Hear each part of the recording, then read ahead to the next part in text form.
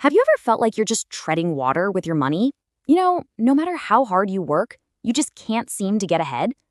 You're definitely not alone. But here's the thing. What if your financial situation isn't random at all? What if it's actually the result of specific, repeatable habits that you can control? Well, in this explainer, we're going to break down those exact habits and give you a clear path to finally take back control. This one idea from the classic book Rich Dad, Poor Dad is really the heart of everything we're talking about today. It sounds so simple, but this little shift in how you think has the power to totally change your financial future.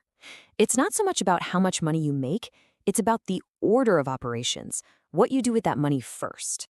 So let's make this really personal for a second. Think about your last paycheck. When it hit your account, where did that very first dollar go? Seriously, did it go to your landlord, to Visa, or did it go to you? The answer to that question is like a surprisingly accurate crystal ball for your financial future. Okay, before we can even dream about building wealth, we have to make sure our foundation is actually solid. I mean, you wouldn't build a house on quicksand, right? This means we gotta plug all the little leaks that drain our money away. This first part, it's all about playing financial defense. This slide just lays out that whole pay yourself first idea perfectly. On the left, you've got the common habit. You pay your rent, your bills, everyone else. And then you hope there's something left over to save. But the wealth building habit on the right, it flips the script completely. You treat your savings account like it's your most important bill.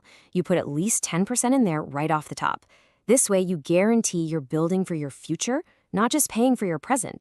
Let's talk about debt. It's gotten so normal to just swipe a credit card for clothes, for dinner, for whatever. But getting comfortable with bad debt, that's debt on things that lose value, is one of the biggest financial leaks there is. The rich habit is almost brutally simple, but it is so effective. If you don't have the cash for it right now, you can't afford it, period. It's a powerful rule that just breaks the cycle. And hey, if you need any more convincing, just look at this number, 22%. Let that sink in. That's the average interest rate on credit cards. So all those points or miles or cashback rewards you think you're getting, they're completely wiped out if you carry a balance. Credit card companies are literally banking on you slipping up. So where does that pay yourself first money go at the beginning?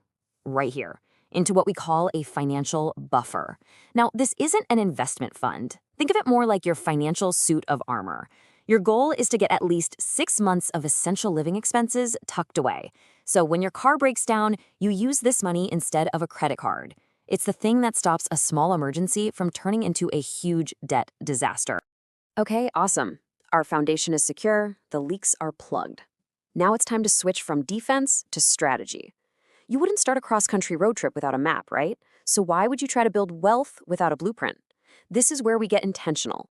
And this slide, man, this captures the difference between just wishing and actually planning. Daydreaming about being rich is easy. The active wealth-building habit is knowing your numbers. Cold.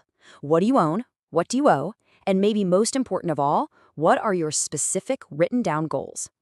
Just seeing those numbers in black and white is often the kick in the pants we all need to get moving. Now, we need to talk about this sneaky, invisible force that keeps so many people stuck. It's called lifestyle inflation. You get a raise at work and you feel great. But then, almost without thinking, you get a slightly nicer car, a bigger apartment, more subscriptions, and suddenly, you're just as broke as you were before, just with a bigger paycheck. And here's that cycle laid out in 4 simple steps. Your income goes up. Awesome! Your spending goes right up with it. And poof, you're right back at square one financially. It's a treadmill. The only way to break this cycle is to consciously take any new money you make and point it directly at your goals before it gets swallowed up by your lifestyle. All right, we've built the foundation, we've drafted the blueprint. Now it's time to hit the accelerator. This last section is all about the proactive habits that don't just protect your money, but actually grow it. It's time to go on financial offense. So, here's a really crucial point. It's just simple math, really. No matter how much of a super saver you are, there is an absolute limit to how much you can save from what you currently make. You can only cut your spending down to 0. Saving is super important, but it's only half of the equation. And this is the other half. While your savings are capped, your potential to earn more money, well, that's theoretically infinite. This is the mindset shift that's a total game changer. True wealth is built by focusing on both saving and earning. So what does that look like in the real world? Well, it could be building a solid case and asking for a raise at your job. It could be starting a side hustle, turning a skill you already have into another stream of income. And it definitely means putting your money to work through investing, which creates yet another source of income. Okay, here's a big one that very few people talk about, but it is massive. For most of us, taxes are our single biggest expense over our entire lifetime. The poor habit is to just shrug and accept it.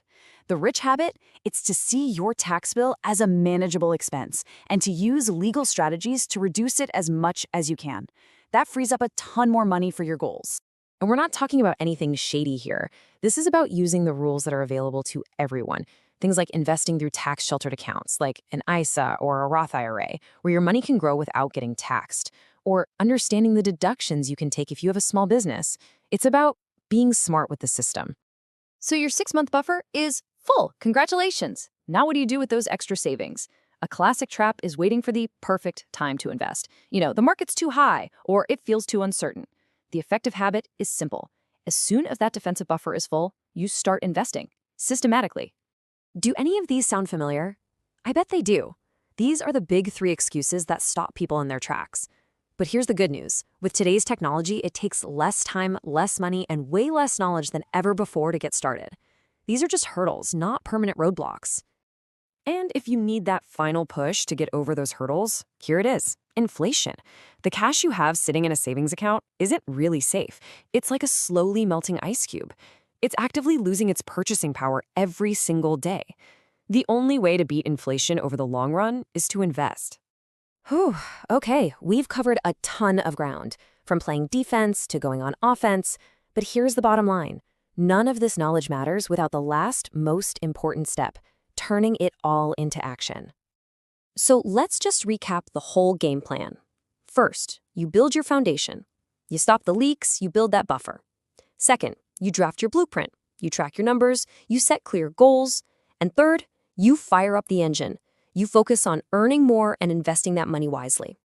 And remember, this is not about changing your entire life overnight. That's a recipe for getting overwhelmed and just quitting. The entire journey, this whole transformation, can start with a simple decision to change just one small thing. And that brings us to the final and most important question. Looking at everything we've talked about, what is the one habit, the single first step that you are going to commit to changing starting tomorrow? Are you going to set up that automatic transfer to savings? Are you going to track your spending for 1 week? Just pick one and begin.